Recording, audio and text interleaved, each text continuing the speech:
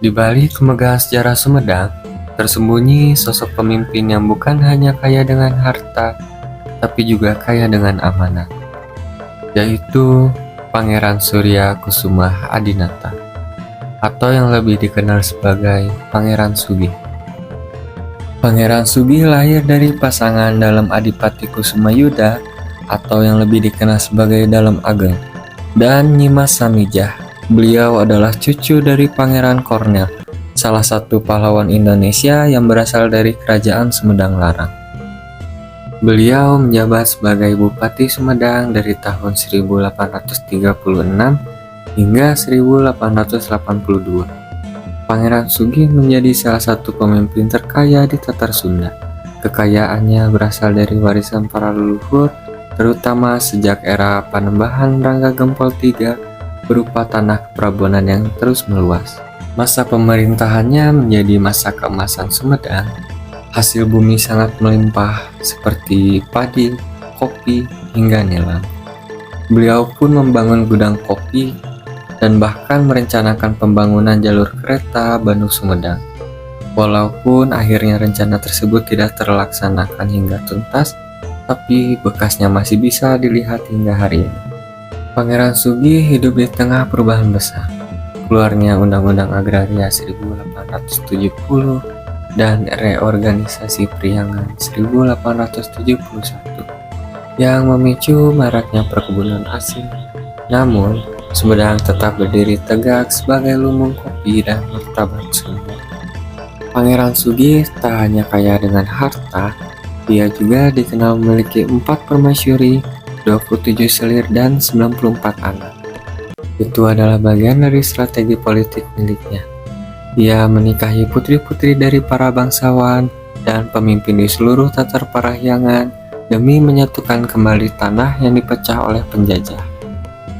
Putra-putri dan cucunya ia sebar menjadi pejabat dan istri pejabat di berbagai daerah. Ia bukan sekedar memerintah, tapi menanamkan sebuah akar yang kini menjadi warisan bagi kita semua. Namun, warisan terbesar Pangeran Sugih bukanlah hartanya, melainkan sebuah amanah.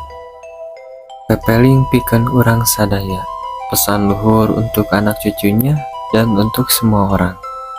Berikut adalah 5 pepelingnya.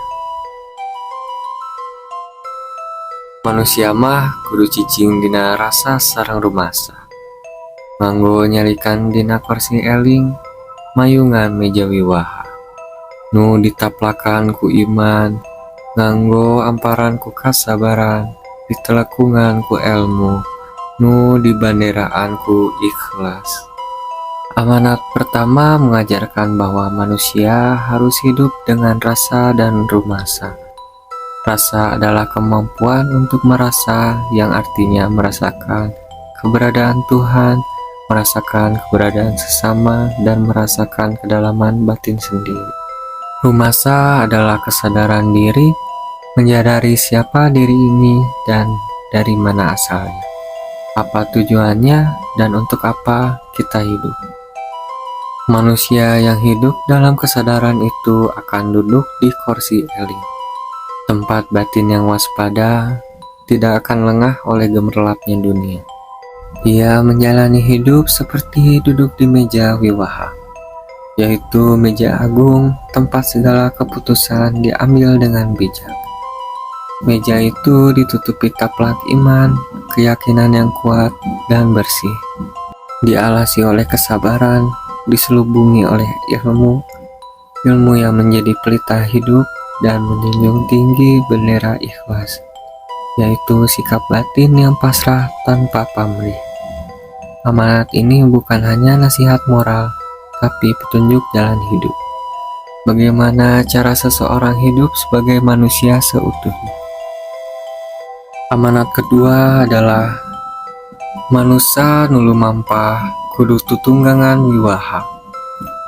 Bulu napas diselaan ku asihan, dikadalian ku pamilih, disebrakan ku kahormatan satya, didudukui ku lungguh, disanggawedian ku pangarti, sareng rintih dilapis ku buntutna ku jujur, nganggo pecutna ku ilmu, nu dicandakna banderana sabar. Panganggona ridho soleh, pibalukareunana kabagjaan. Tah ieu jalana jalmi Islam. Dalam amanat kedua menjelaskan perjalanan hidup manusia digambarkan memampah tunggang kuda.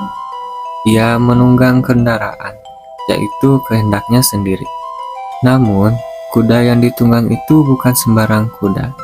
Ini adalah kuda wiwaha, kendaraan kebijaksanaan. Nafasnya disela oleh asihan, kasih sayang. Artinya, setiap hembusan hidup tidak boleh lepas dari cinta dan empati. Kendali hidupnya dipegang oleh pamilih, yaitu kemampuan memilih dengan bijak. Jalan yang dilaluinya diwarnai oleh kehormatan satya, yaitu kesetiaan pada kebenaran dan nilai yang luhur.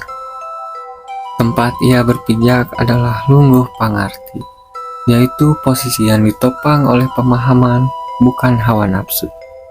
Ia berselimut rintih, artinya kerendahan hati dan ketulusan. Buntutnya adalah jujur, cambuknya adalah ilmu, artinya kejujuran yang mengikuti dari awal sampai akhir, dan ilmu yang mengarahkan, bukan memukul. Benderanya adalah sabar, pakaian ridho, dan soleh. Tujuan akhirnya adalah kebahagiaan, yaitu kebahagiaan sejati, bukan sekadar kesenangan dunia. Inilah jalan hidup seorang jalmi Islam. Tujuannya bukan hanya muslim secara nama, tapi secara jiwa dan akhlak. Amanat ketiga adalah kanggo nyaranganana kawalapatna Bani Adam.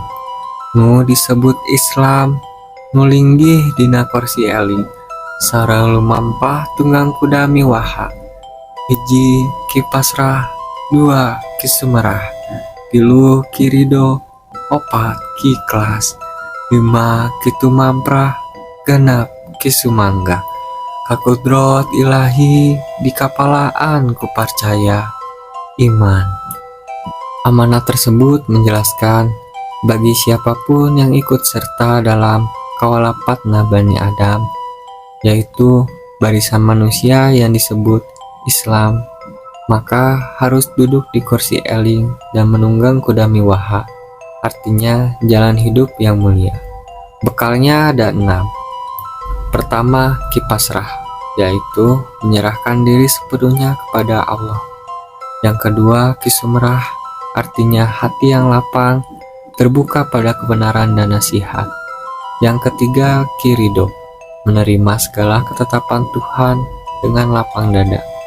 Yang keempat, kiikhlas, artinya mengerjakan kebaikan tanpa berharap dengan imbalan.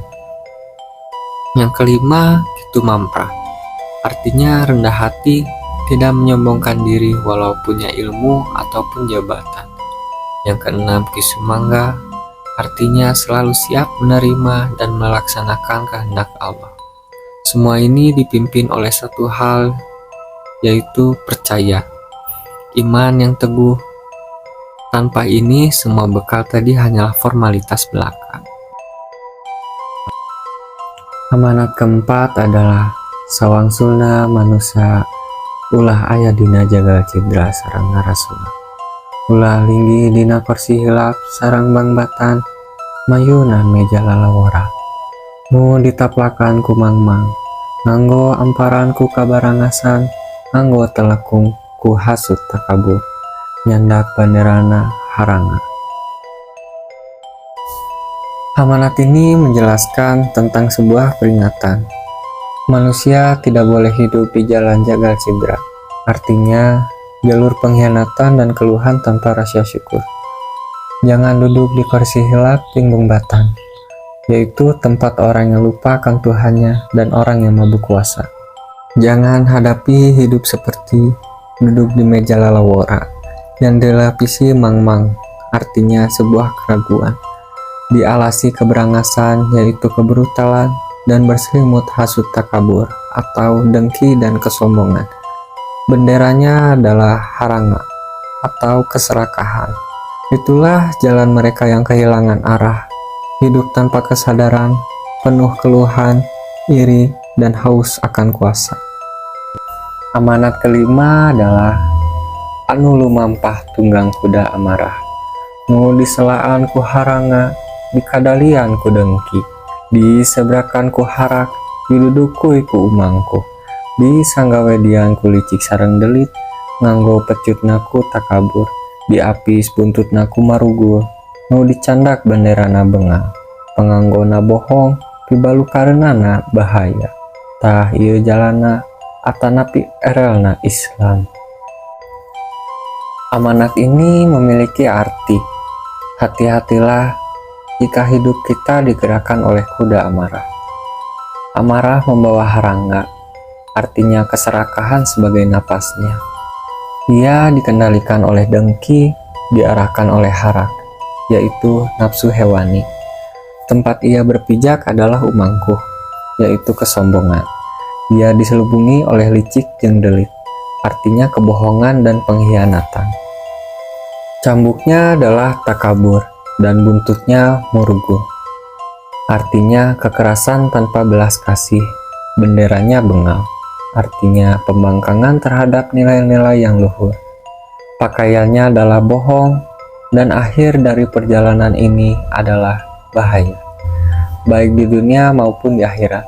Meski mengakui sebagai jalmi Islam, namun hakikatnya telah tersesat dari ajaran Islam.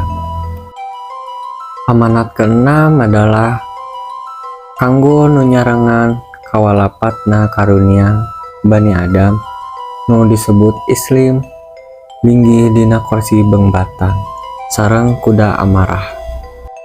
Hiji kirewasan, 2 kirisi, 3 kiriweuh, 4 kihariwang, 5 kikeung, 6 kisieun. Dikapalaan ku mangmang numawi disebut jalmi Islam. Amanat ini menjelaskan ada pula manusia yang ikut serta dalam kawalapat karunia Bani Adam, yaitu barisan umat manusia yang disebut Islam secara lahiriah. Namun mereka duduk di kursi bengbatan dan menunggangi kuda amarah. Mereka memikul 6 beban jiwa. Pertama, kirewasan. Mereka tidak tenang dan tidak pernah puas.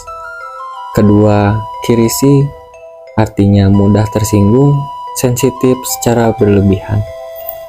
Yang ketiga, kiriweuh. Artinya selalu merasa hidup ini repot dan menyusahkan. Yang keempat, kihariwang, dihantui kekhawatiran yang tak berujung. 5 kikeung, artinya merasa sesak, sempit hatinya. Keenam, kisieun, artinya ketakutan tanpa sebab yang jelas. Dipimpin oleh mangmang, yaitu keraguan terhadap kebenaran. Mereka tetap disebut jalmi Islam, tapi hanya di permukaan. Jiwa mereka jauh dari Islam yang hakiki. Demikianlah amanat dan pesan luhur dari Pangeran Surya Kusuma Adinata, atau yang lebih dikenal sebagai Pangeran Sugih. Beliau bukan hanya seorang bupati dengan kekayaan dan pengaruh besar di masanya, tetapi juga seorang pemimpin spiritual yang mewariskan panduan moral dan kehidupan untuk generasi-generasi setelahnya. Salah satu pesan utamanya adalah manusia mah kudu cicing dina rasa sareng rumasa.